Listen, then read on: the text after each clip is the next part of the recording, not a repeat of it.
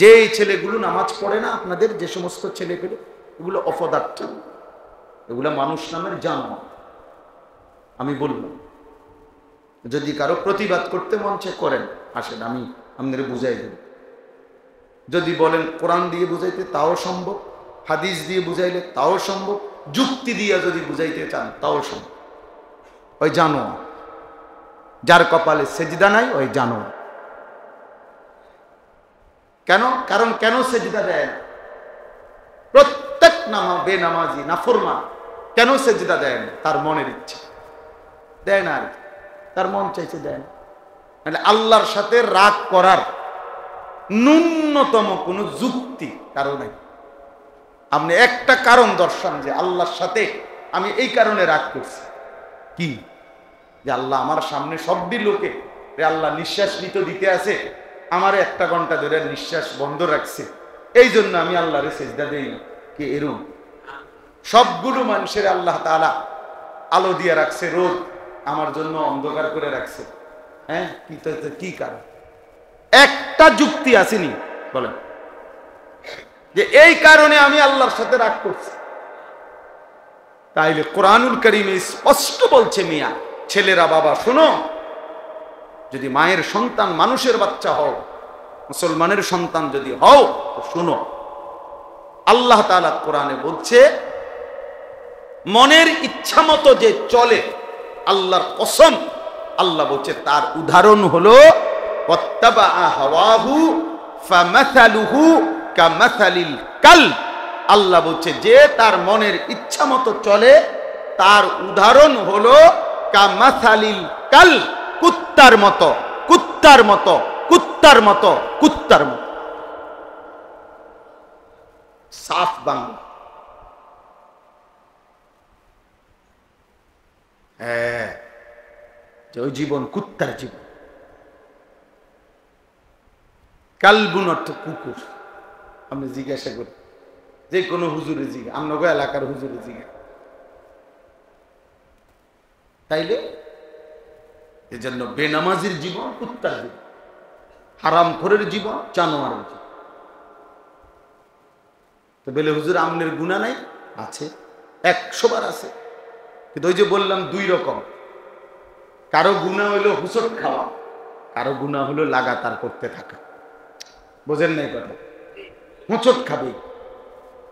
আমি 6 মাস ধরে ফজরের নামাজ পড়ি, তো এমন হইতেই পারে যে 1 দিন 2 দিন জামাত ছুটে গেছে, 1 রাকাত হইতেই পাইছি না। হ্যাঁ, হইতেই পারে, কথা বুঝছেন না? তাই বলে 365 দিন 1 বছরে কোনোদিন নামাজ পড়বে না, এটা একটা সিরিয়াল বানাই নিছে, এটা স্বাভাবিক। স্বাভাবিক, প্রতিদিন মিশা কথা, প্রত্যেক বেলা ওজনে কম দেয়, কিন্তু এটা বুঝি হোঁচট খাইছে। হে তো ঠান্ডা মাথায় ইচ্ছা করে পরিকল্পিত ভাবে বুঝে শুই না সে নাফরমানি করছে। তাই প্রতিদিন বিকালবেলা টেলিভিশন দেখে, প্রতিদিন সন্ধ্যাবেলা নাচ গান দেখে, সারা রাত মোবাইলে উলঙ্গ ছবি দেখে। মহিলা প্রত্যেক দিন বেপরদা, মহিলার জিন্দিগিটাই বেপরদা। মহিলা রাস্তার লগে পুকুরের ধারে গোসল করে, বেড়ে ছাইয়া তাই। এই অপদার্থ মহিলা, এটা কিসের মহিলা বলেন? এটা শুধু গুনাহ, এটা সীমা লঙ্ঘন। কথা বলেন, এটা বাড়াবাড়ি, এটা অহংকার, এটা ঔদ্ধত্য, এটা আল্লাহকে পরোয়া না করা। যে তুমি নিষেধ করছো, রাখো তোমার নিষেধ, তুমি আল্লাহকে বৃদ্ধাঙ্গুলি দেখা। আর রাখেন আমনের নিষেধ, আমনে তো। আল্লাহ আমাদেরকে মাফ করে দেন। এজন্য প্রিয় ভাই আমার, বন্ধু আমার, বাবা আমার, বুঝতে হবে এটা। ভাবতে শিখেন, ভাবতে শিখেন, নিজের ভালো বোঝেন কমপক্ষে। ইসলাহি মাহফিল মানে ইসলাহে নফস। এই ইসলাহি মাহফিল মানে সংশোধনের মাহফিল। কার সংশোধন? শুধু নিজের সংশোধন। এতটুকু যদি বুঝেন, তাহলে আমাদের এই ছোট মাহফিল সার্থক। আমরা এই ছোট্ট ছোট্ট মজলিসে বয়ান করি এই উদ্দেশ্যে, অর্থাৎ নিজের ফিকির ভাবা। আমি কমপক্ষে একজন মানুষ এত বেকুব হয় না যে আমি আমার ভালোটাই বুঝি না। আরে বেটা, তুই কি ধরনের বেকুব? বেটা, একটা কুত্তাও তবে একটা লাঠি আলগি দিলে, একটা কুকুর লাঠি উঠাইলে দৌড় মারে। হে বোঝে আমার এটার মধ্যে বাড়ি দিলে আমার ব্যথা লাগবে, আমার ক্ষতি হইব, বোঝে না? নাহলে কুত্তা দৌড় দিছে কেন? তাহলে একটা কুকুর বোঝে তার নিজের সেফ, নিজের ভালো। অথচ এই মানুষ নামের জানোয়ার এক ওয়াক্ত সেজদা দেয় না, সারাদিন ছবি দেখে, নারী দেখে, উলঙ্গ দৃশ্য দেখে। আপনাদের লক্ষ লক্ষ ছেলে এই জানোয়ার নিজের হাতে নিজের জাহান্নামের আগুনে ফেলে দিচ্ছে। এ তো কুকুরের চাইতো খারাপ ব্যাটা, এ তো কুকুরের চাইতো খারাপ। এই জন্যই কোরআনেও বলছে বালহুম আদাল্লু সাবিলা, বালহুম আদাল, বরং তার চাইতো নিকৃষ্ট। এ তো কুকুরের বুঝো নাই এর ভিতরে, একটা বিড়ালের বুঝো তার ভিতরে নাই। একটা বিড়ালও তো ছোট্ট লাঠি আলগি দিলে, কাঁটা খাইতে আইসা লাঠি উঠাইলে দৌড় মারে, সে বোঝে না আমার ক্ষতি হবে। আমারই মিথ্যা, আমারই চুরি, আমারই জেনা, আমারই ব্যভিচার, আমারই নারী, আমারই ছবি, আমারই নাটক, আমার সুদ, আমার ঘুষ, এটা যে আমার ক্ষতি করবে, আমারে জাহান্নামের আগুনে পোড়াবে, আমারে কবরে কষ্ট দিবে, আমার অনন্তকালের আখেরাতটা বরবাদ করে দিবে, এদ্দুর দেমাগ, এদ্দুর বিবেক, এদ্দুর বিবেচনা, এদ্দুর আকল যার নাই, সে মানুষ হয় কিভাবে বলে? সে মানুষ কিভাবে হয় বলে? ইনসাফ কি বলে? বিবেক কি বলে? আল্লাহ আমাদেরকে বুঝার তৌফিক দান। এজন্য বুঝতে শিখেন, ভাবতে শিখেন। চাচারা অনেক বয়স্ক চাচা আছেন, কি বুঝে বয়স হয়ে যাওয়ার পরেও এখনো চা দোকানে টেলিভিশন দেখেন, মানে কিসের উপরে ভিত্তি করে?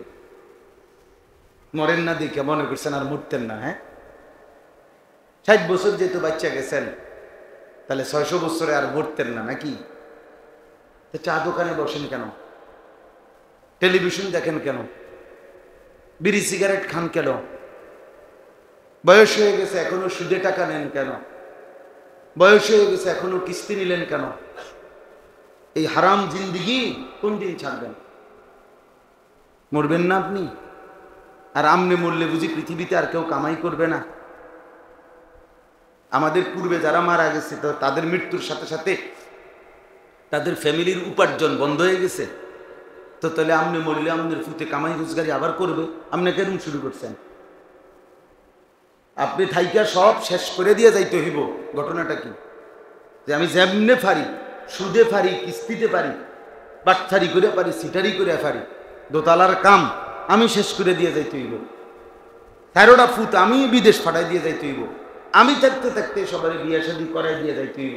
ঘরের ফার্নিচার, একবারে নুনের বাড়িটাও আমি থাকতেই কিনা দিয়ে যাইতে হইব। কারণ আপনার কাছে ঘোষণা আসছে যে আমনে মরলে পৃথিবীতে আর আমনের ফ্যামিলির কেউ উপার্জন করতে পারবে না। পৃথিবীতে উপার্জন, কামাই রোজগারি, দোকান পাট, বাজার, ব্যবসা বন্ধ।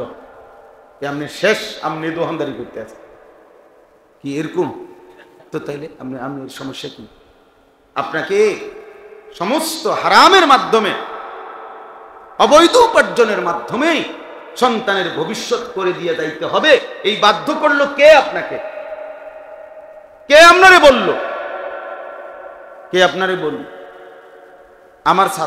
আমি কোন ছাত্র ব্যক্তিগতভাবে মাদ্রাসায় পড়ে, রানিং পড়তেছে, আমি তারে কখনোই ইমামতি করতে চাই, অনেক সময় অনেকখানে ছাত্র মানুষ, অথচ ফাঁকি দিয়া ইমামতি করে। আমি ব্যক্তিগতভাবে আমার এই জীবনে কাউরে অনুমতি দিয়েছি, আমি দেই না, এটা মানে মানা করিয়ে দিই, আমার সাথে সম্পৃক্ত কেউ, বুঝেন না?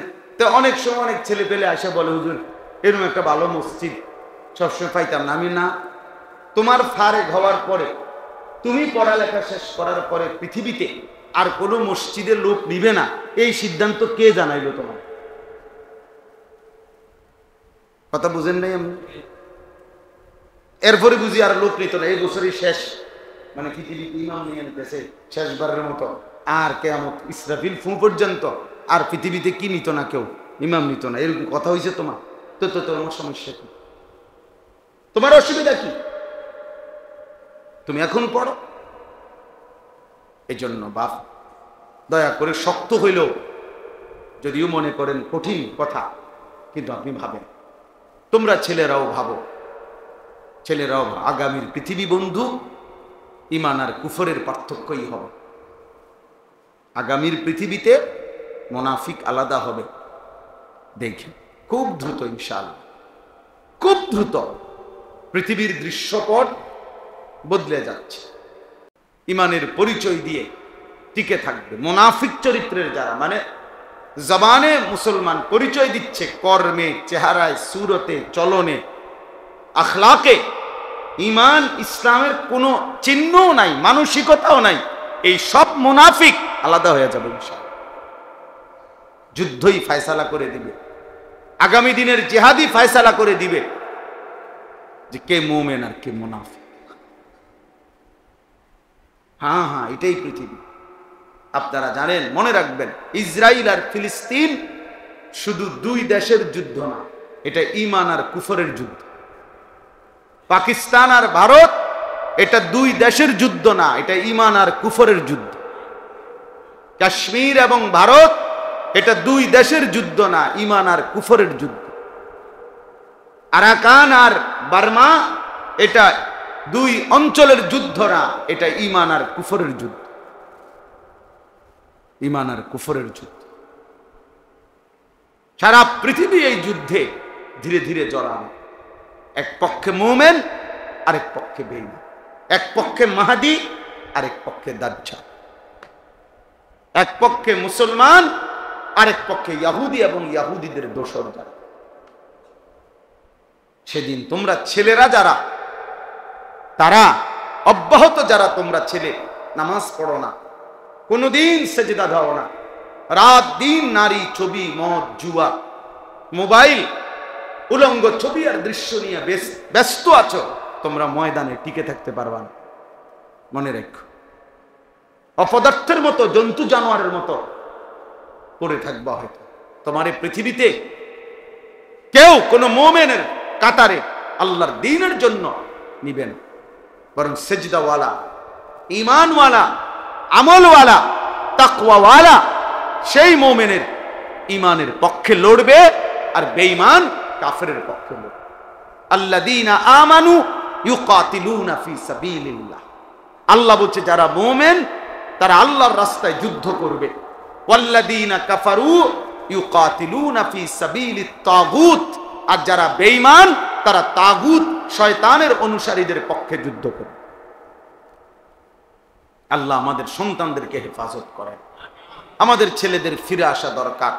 আমাকে গল্প শুনাইতো, তো এটা হলো জাস্ট গল্প শোনাবে, এই জন্য লম্বা করে বলতো বাই সিরিয়াল। কিন্তু কোরআনুল কারীমের মধ্যেও অনেক ঘটনা আছে, কিন্তু কোনো ঘটনাই এই উদ্দেশ্যে না যে শুধু গল্প শোনাচ্ছে, না, বরং কোনো নির্দিষ্ট উপদেশ, নসিহত, শিক্ষা, সেটার জন্যই ঘটনাগুলো উল্লেখ করা হয়েছে নির্দিষ্ট পরিমাণ। এই জন্য কোরআনুল কারীমের মধ্যে আছে, আল্লাহ তাআলা বলেন, ফাকসুসিল কাসাসা লাআল্লাহুম ইয়াতাফাক্কারুন। হে নবী, আপনি আমার বান্দাদের নিকট ঘটনা বলি, পূর্ববর্তী বর্ণনা করুন। কেন?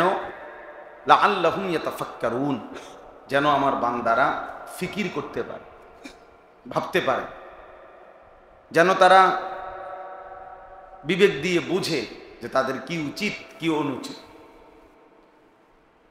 কি করা দরকার, কি করা দরকার না।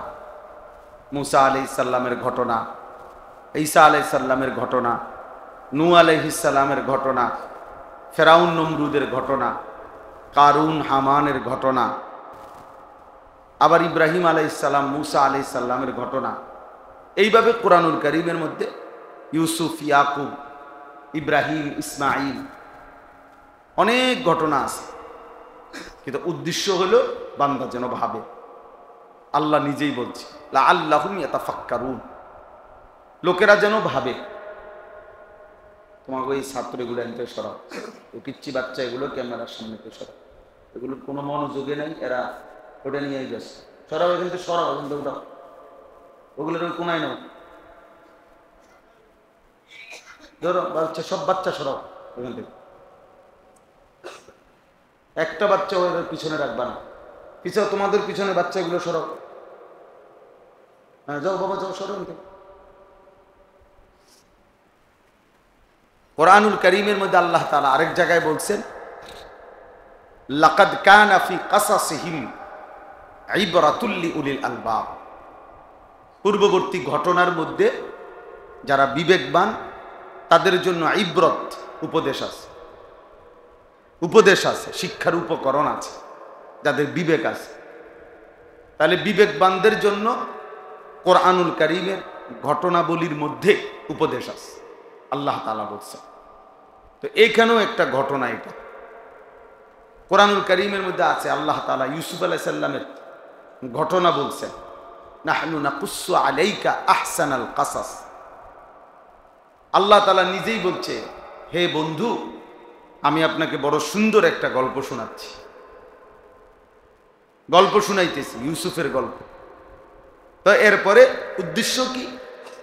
উদ্দেশ্য হলো নিজেদের জীবনে এই ঘটনার থেকে শিক্ষা নেওয়া। কোরআনুল কারীমের মধ্যে আছে, আল্লাহ তাআলা বলছেন, আসহাবে কাহাফ, 7 জন যুবক যারা পূর্ববর্তী জামানায় আমাদের নবীজির আগে ঈমান আনছিল। সমস্ত দেশ রাষ্ট্রর সকলেই যখন মুশরিক ছিল, তখন মাত্র 7টা যুবক পূর্ণ ঈমানদার হয়েছিল। আল্লাহ তাআলা নবীজিকে বলছেন, তাদের গল্পও আমি আপনাকে শোনাচ্ছি। নাহনু নাকুসসু আলাইকা নাবাআহুম। আল্লাহ তাআলা বলছে, আমি তাদের ঘটনা আপনাকে শোনাচ্ছি। তাহলে কোরআনুল কারীমের মধ্যে এরকম বহু ঘটনা আছে। সমস্ত ঘটনার উদ্দেশ্য হলো আল্লাহর বান্দা যেন উপদেশ হাসিল করে, শিক্ষা অর্জন করে, এখান থেকে যেন পরবর্তী জীবন নিজের জন্য কিছু নিতে পারে। এজন্য ইতিহাসকে দর্পণ বলে, আয়না বলে। ইতিহাসকে বলে আয়না, অর্থাৎ আয়নাতে যেমন দাঁড়াইলে নিজের চেহারা ত্রুটি ভালো উপলব্ধি করা যায়, ঠিক ইতিহাসের দিকে তাকাইলে নিজের মধ্যে ত্রুটি এবং নিজের মধ্যে করণীয়, উচিত অনুচিত, এটা উপলব্ধি হয়। যেমন আমরা নমরুদের ঘটনা শুনলাম, ফেরাউনের ঘটনা শুনলাম, এখান থেকে কিছু শিখলাম। আমরা আবার মুসা আলাইহিস সালাম, ইব্রাহিম আলাইহিস সালামের ঘটনা শুনলাম, সেখান থেকেও কিছু শিখলাম যে আমাদের জন্য এটা উচিত, এটা অনুচিত, এটা আমাদেরকে করতে হবে, এটা আমাদেরকে ছাড়তে হবে। আল্লাহর অনুগতদের পুরস্কার কি, অবাধ্যদের পরিণতি কি। এইভাবে আল্লাহ তাআলা কোরআনুল কারীমের মধ্যে ঘটনাবলী উল্লেখ করছে। তো এইখানেও একটা ঘটনা, কোরবানিকে কেন্দ্র করে আল্লাহ তাআলা এই ঘটনা উল্লেখ করছেন, যেন আমরা এর থেকে সবক নিতে পারি, উপদেশ গ্রহণ করতে পারি। তাহলে ঘটনাটা কি, এটা সংক্ষিপ্ত আকারে আমি বলতেছি, আপনারাও জানেন, এরপরও আবারও বলা। প্রত্যেক কথাই অনেকেরই আবার আগের থেকে জানা আছে, তা আবার বলা হয় কেন? আবার বলা হয়, কোরআনুল কারীমে আল্লাহ তাআলা বলছে, কোরআনের কথাগুলো বারবার বলতে থাকেন, প্রত্যেকবারই মুমিনের ফাইন্নাদ যিকরা তানফাউল মুমিনিন, প্রতিবারই মুমিনের নতুন করে আবার উপকার হবে, আবার চেতনা আসবে, আবার অনুভূতি আসবে, আবার বিবেক জাগবে, আবার নিজের কর্তব্য বুঝতে পারবে। এই জন্য আপনারা প্রত্যেক বছর শবে বরাত কাছাইলে শবে বরাতের কথা শুনেন, শবে কদর আসলে শবে কদরের কথা শুনেন, রমজান আসলে রমজানের কথা শুনেন। তো এগুলো তো একবার শুনছেন, যদি বলেন যে আবার কয় কীর্ত, আল্লাহ বলছে আবার বলতে, বারবার বলতেন, বলছে ওয়াদাক্কির, আল্লাহ বলছে বারবার বলেন। যখনই বলবেন মুমিনের উপকার হবে, নতুন করে আরেকবার ভাববে, যাহারে কোরআন এভাবে বলছে, আমি কেন করছি না। এই কোনো একদিন হয়তো বিবেক জাগবে, অনুভূতি বাড়বে, তো আল্লাহর দয়া আর ফজল হলে আল্লাহর পথে চলে আসবে, আল্লাহর পথে চলে আসে। এই জন্য ধারাবাহিক শুনতে হয়, ধারাবাহিক বলতে হয়, আল্লাহর কথাকে অমনোযোগী হইতে নাই। একটা পাথরের উপরেও যদি আপনার ধারাবাহিক পানি পড়ে, বৃষ্টির ফোঁটা পড়ে, তাহলে কিছুদিন পরে একটা সময় পাথরটাও ছিদ্র হয়ে যায়, মানে ধারাবাহিক করার কারণে।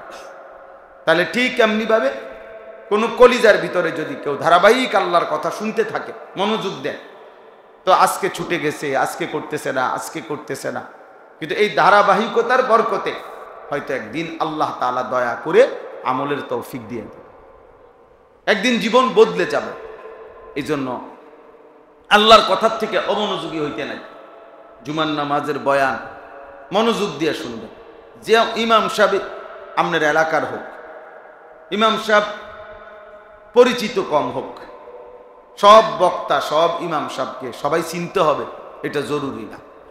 সারা পৃথিবী চিনতে হবে, সব সাহাবিকে সবাই চেনে না। কোরআনুল কারীমের মধ্যে শুধুমাত্র একজন সাহাবীর নাম আছে পুরা কোরআন, জায়েদ রাদিয়াল্লাহু তাআলা। জায়েদ উনার নাম, নবীজির পালক পুত্র ছিলেন জায়েদ ইবনে হারেসা। জায়েদ উনার নামটাই আছে কোরআন শরীফ, ফালাম্মা কাদা যাইদুম মিনহা ওয়াতারা। তাহলে নবীজির সাহাবী কি একজন? কথা বলেন না তো বাকিদের নাম নাই কেন? বাকিদের কারো নাম নাই। আবু বকরের নাম কই? ওমরের নাম নাই তো কোরআন, ওসমানের নাম নাই, আলীর নাম নাই, হাসান হুসাইনের নাম নাই, তো ওনারা ব্যর্থ। কথা বলেন না কেন? হ্যাঁ, কোরআনুল কারীমের মধ্যে 25 জন নবী এবং রাসূলের নাম আছে। কয়জন? তো নবী রাসূল কি মোট 25 জন?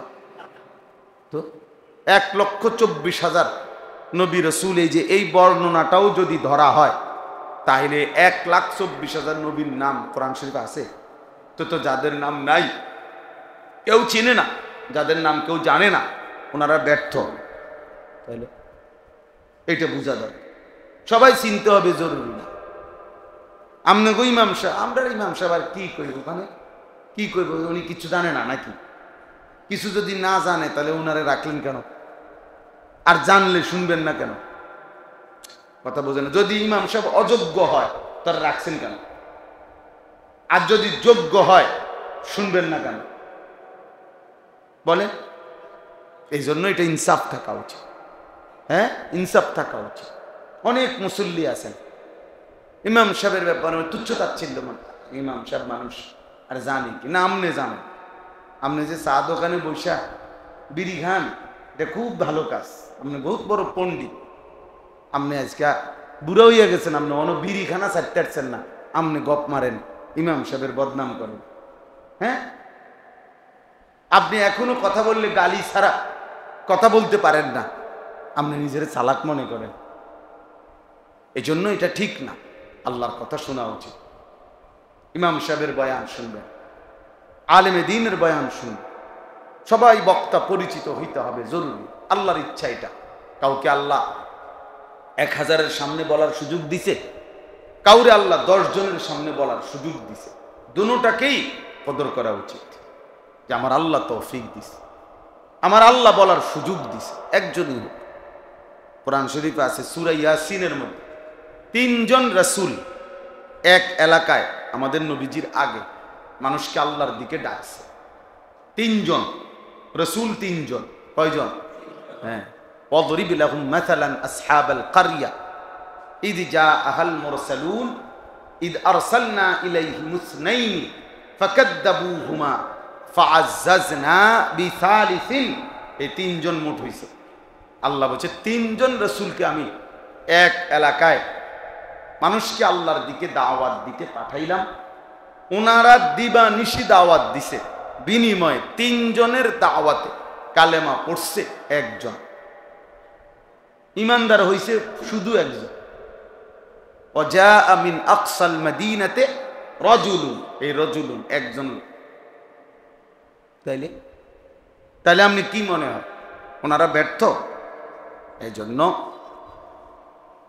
সংখ্যা কোনো কথা না, আল্লাহর কথা দিল দিয়ে শুনবে। ইবরত যেন হয়, উপদেশ যেন হাসিল হয়। হৃদয়ের মধ্যে যদি কোনো সামান্য অনুভূতি না হয়, চাচা ভাবা উচিত যে আপনার কলিজা নিশ্চয়ই পাথর। আজকে 40 বছর ধরে আপনি মসজিদে জুমার নামাজের বয়ান শুনেন, প্রত্যেক জুমা, বছরে 52 সপ্তাহ। এক বছরে কয় সপ্তাহ?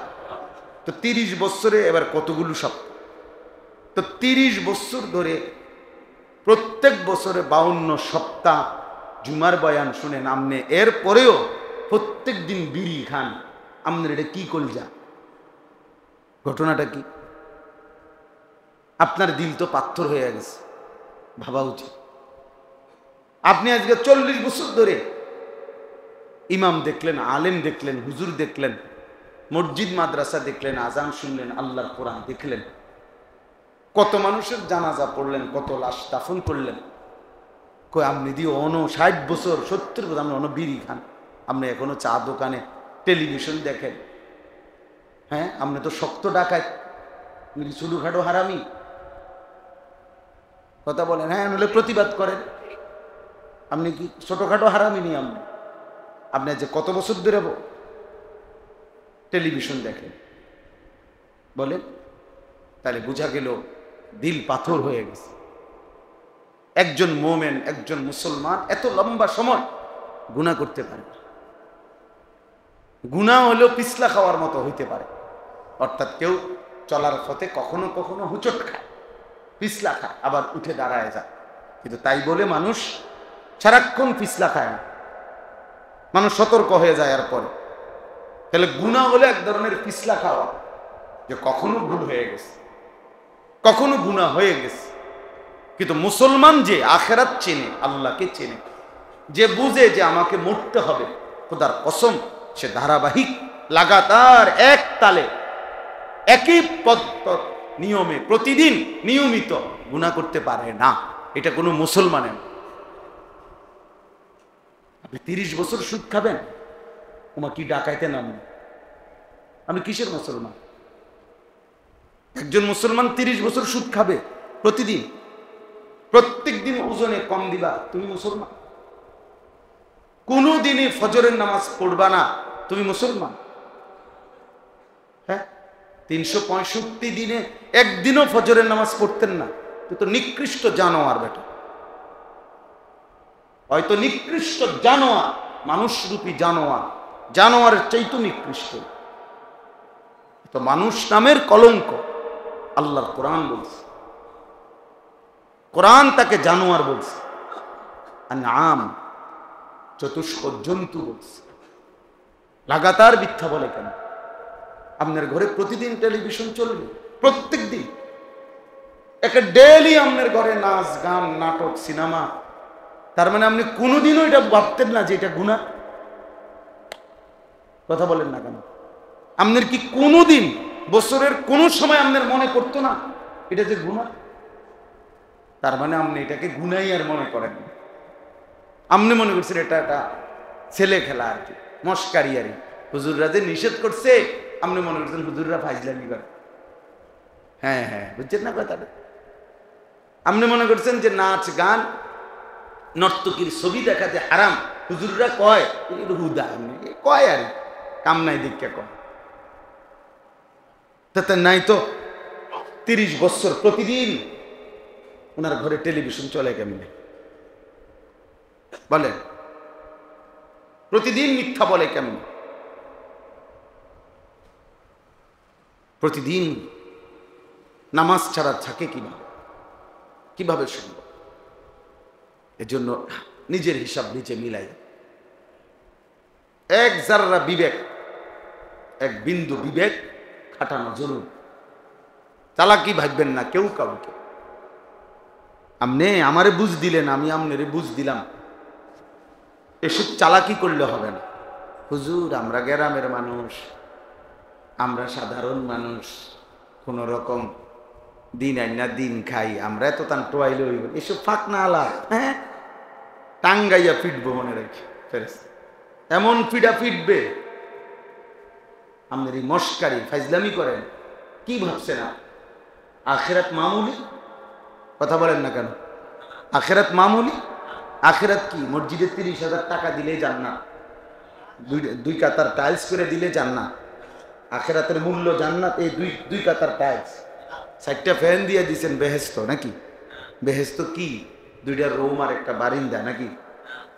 তো কি মনে করছে?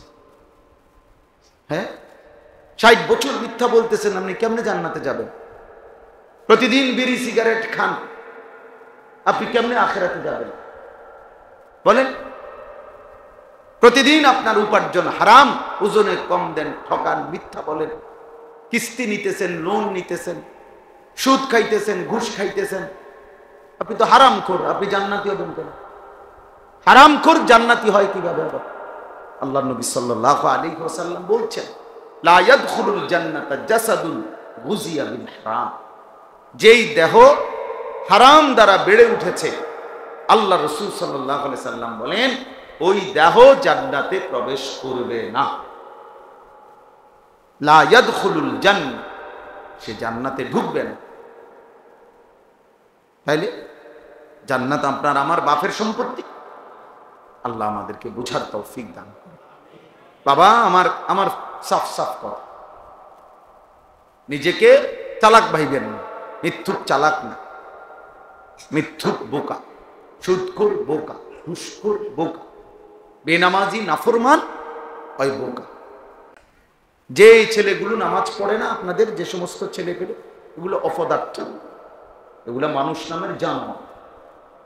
আমি বললাম যদি কারো প্রতিবাদ করতে মন চায় করেন, আসেন আমি আপনাদের বুঝাই দেব। যদি বলেন কোরআন দিয়ে বুঝাইতে তাও সম্ভব, হাদিস দিয়ে বুঝাইলে তাও সম্ভব, যুক্তি দিয়ে যদি বুঝাইতে চান তাও সম্ভব। ওই জানোয়ার, যার কপালে সেজদা নাই ওই জানোয়ার। কেন? কারণ কেন সেজদা দেয় না? প্রত্যেক বেনামাজি নাফরমান কেন সেজদা দেয় না? তার মনের ইচ্ছে দেয় না, আর তার মন চাইছে দেয় না।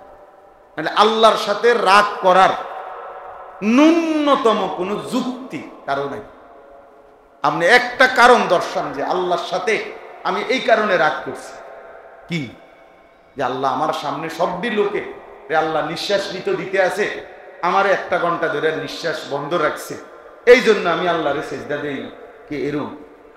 সবগুলো মানুষের আল্লাহ তাআলা আলো দিয়ে রাখছে, রোদ আমার জন্য অন্ধকার করে রাখছে। হ্যাঁ, কি কারণ? একটা যুক্তি আসেনি বলেন যে এই কারণে আমি আল্লাহর সাথে রাগ করছি। তাইলে কোরআনুল কারীমে স্পষ্ট বলছে, মিয়া ছেলেরা, বাবা শোনো, যদি মায়ের সন্তান মানুষের বাচ্চা হও, মুসলমানের সন্তান যদি হও, তো শোনো, আল্লাহ তাআলা কোরআনে বলছে মনের ইচ্ছা মতো যে চলে, আল্লাহর কসম, আল্লাহ বলছে তার উদাহরণ হলো ওয়াত্তাবা হাওয়াহু ফামাসালুহু কামাসালিল কালব। আল্লাহ বলছে যে তার মনের ইচ্ছা মতো চলে, তার উদাহরণ হলো কামাসালিল কালব, কুত্তার মতো, কুত্তার মতো, কুত্তার মতো, কুত্তার মতো। সাফ বাংলা। হ্যাঁ, ওই জীবন কুত্তার জীবন।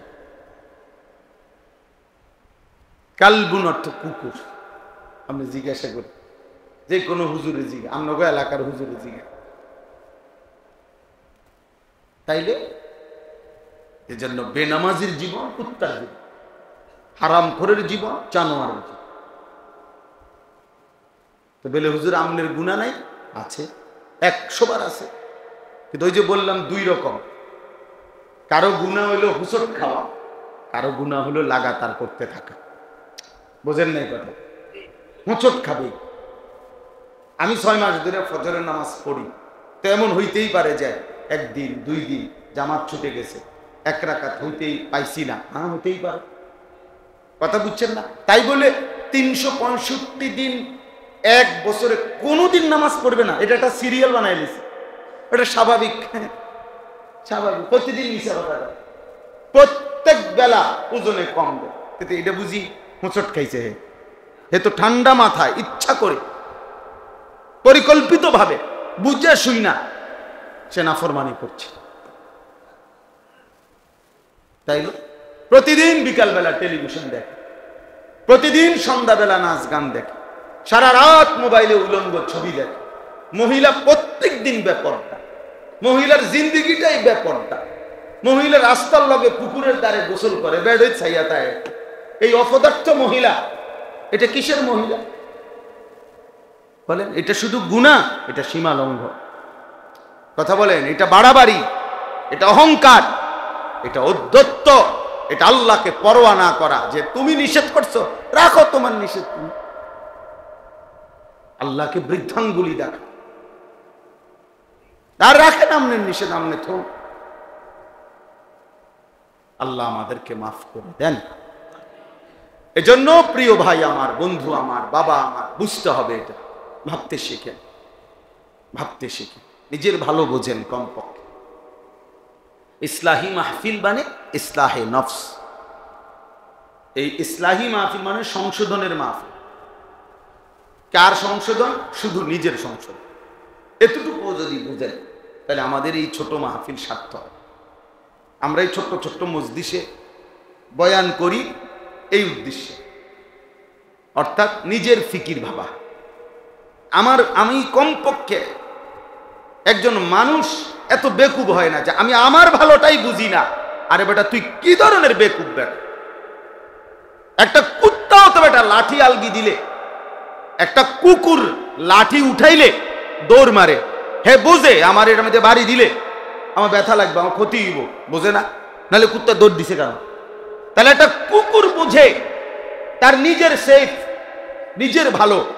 অথচ এই মানুষ নামের জানোয়ার এক ওয়াক্ত সেজদা দেয় না, সারাদিন ছবি দেখে, নারী দেখে, উলঙ্গ দৃশ্য দেখে। আপনাদের লক্ষ লক্ষ ছেলে এই জানোয়ার নিজের হাতে নিজের জাহান্নামের আগুনে ফেলে দিচ্ছে। এ তো কুকুরের চাইতো খারাপ বেটা, এ তো কুকুরের চাইতো খারাপ।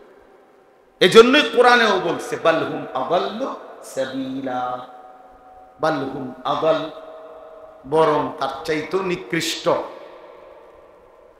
এ তো কুকুরের বুঝো নাই এর ভিতরে, একটা বিড়ালের বুঝো তার ভিতরে নাই। একটা বিড়ালও তো ছোট্ট লাঠি আলগি দিলে, কাঁটা খাইতে আইসা লাঠি উঠাইলে দৌড় মারে। সে বোঝে না আমার ক্ষতি হবে। তা আমার এই মিথ্যা, আমার এই চুরি, আমার এই জেনা, আমার এই ব্যভিচার, আমার এই নারী, আমার এই ছবি, আমার এই নাটক, আমার সুদ, আমার ঘুষ, এটা যে আমার ক্ষতি করবে, আমারে জাহান্নামের আগুনে পোড়াবে, আমারে কবরে কষ্ট দিবে, আমার অনন্তকালের আখেরাতটা বরবাদ করে দিবে। এদ্দুর দিমাগ, এদ্দুর বিবেক, এদ্দুর বিবেচনা, এদ্দুর আকল যার নাই, সে মানুষ হয় কিভাবে বলে? সে মানুষ কিভাবে হয় বলে? ইনসাফ কি বলে? বিবেক কি বলে? আল্লাহ আমাদেরকে বুঝার তৌফিক দান। এজন্য বুঝতে শিখেন, ভাবতে শিখেন। চাচারা অনেক বয়স্ক চাচা আছেন, কি বুঝে বয়স হয়ে যাওয়ার পরেও এখনো চা দোকানে টেলিভিশন দেখেন। মানে কিসের উপরে ভিত্তি করে? মরেন না দেখে মনে করছেন আর মরতেন না। হ্যাঁ, 60 বছর যেহেতু বাচ্চা গেছেন, তাহলে 600 বছরে আর মরতেন না নাকি? তো চা দোকানে বসেন কেন? টেলিভিশন দেখেন কেন? বিড়ি সিগারেট খান কেন? বয়স হয়ে গেছে এখনো সুদে টাকা নেন কেন? বয়স হয়ে গেছে এখনো কিস্তি নিলেন কেন? এই হারাম জিন্দিগি কোন দিন ছাড়বেন? মরবেন না আপনি? আর আমনে মরলে বুঝি পৃথিবীতে আর কেউ কামাই করবে না? আমাদের পূর্বে যারা মারা গেছে, তো তাদের মৃত্যুর সাথে সাথে তাদের ফ্যামিলির উপার্জন বন্ধ হয়ে গেছে। তো তাহলে আমনে মরলে আমনের ফুতে কামাই রোজগারি আবার করবে। আপনি কেরম শুরু করছেন? আপনি থাইকা সব শেষ করে দিয়ে যাইতে হইব। ঘটনাটা কি?